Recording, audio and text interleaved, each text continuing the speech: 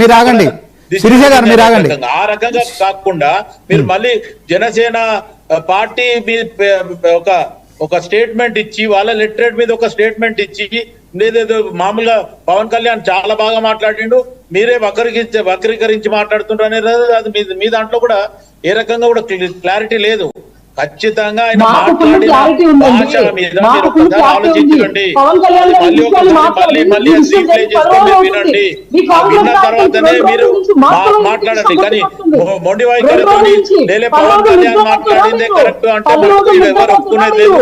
ఒకవేళ మీరు శిరీషగా జనసేన పార్టీ తరఫున మాట్లాడుతున్నారు, ఖచ్చితంగా మీ పార్టీ అధ్యక్షుడు లేకపోతే మీ ఆంధ్రప్రదేశ్ డిప్యూటీ సీఎం ఆయన వివరణ ఏమని చెప్పండి. ఎందుకంటే ఈ రోజు తెలంగాణ ప్రజల వల్ల ఈ రోజు ఆయన మంచి పొజిషన్ లో ఉన్నాడు అనేది కూడా జగమెరిగిన సత్యం.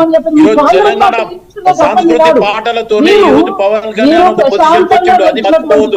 ఈ రోజు మీరు శిరీష ఉండొచ్చు, ఇంకెవరైనా ఉండొచ్చు, జనసేన అభిమానులు ఎవరు ఉండొచ్చు, మేము కాదనలేము. కానీ తెలంగాణ ప్రజలని మట్టుకు విమర్శించడం కానీ లేకపోతే శిరీష గారు మీరు ఆగండి, శిరీష గారు మీరు ఆగండి, శిరీష గారు 1 minute మీరు ఆగండి, శిరీష గారు మీరు ఆగండి, మీరు ఆగండి, మీరు ఆగండి. ఆయన మాట్లాడుతున్న కాంగ్రెస్ సీనియర్ నాయకులు ఆయన మాట్లాడుతున్నా, ఆయన మాట్లాడివ్వండి. ఇద్దరు మాట్లాడితే ఏం అర్థం కాదు మేడం. మీరు ఆగండి, మీరు ఆగండి, మీరు ఆగండి. శివకుమార్ లాల్ గారు చెప్పండి శ్రీనివాస్ గారు. ఇప్పుడు ఈ ప్రకటన మన దగ్గర కూడా ఉంది, జనసేన పార్టీ నుంచి వచ్చిన ప్రకటన.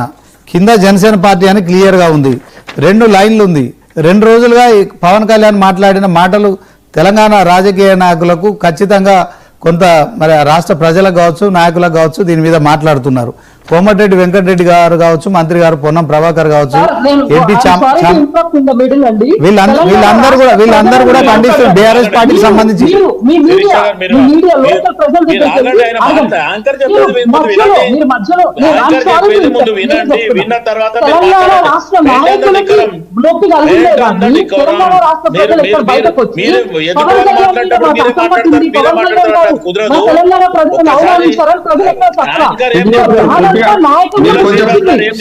శిరీష గారు 1 నిమిషం మీరు ఆగండి, మీరు ఆగండి. శిరీష గారు మీరు ఆగండి, శిరీష గారు ఆగండి, ఆగండి. తెలంగాణ ప్రజలు రోడ్ల మీదకి రావాలంటారా మీరు?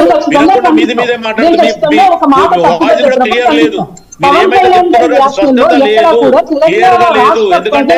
వాయిస్ క్లియర్ ఉంటే మాకు కూడా అర్థమవుతుంది. లక్ష్మీనరసింహారెడ్డి గారు మీరు మాట్లాడండి. శిరీష గారు మీరు ఆగండి, శిరీష గారు మీరు ఆగండి. శివకుమార్ అన్న గారు 1 నిమిషం అన్న. ఓకే శిరీష గారు 1 నిమిషం అండి.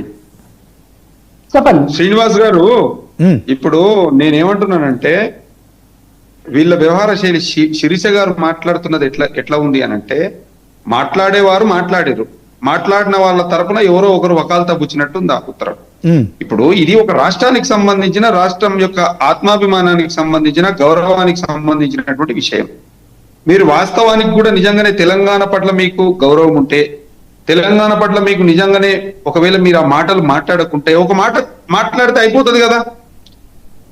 మీరు ఏదైతే ఇది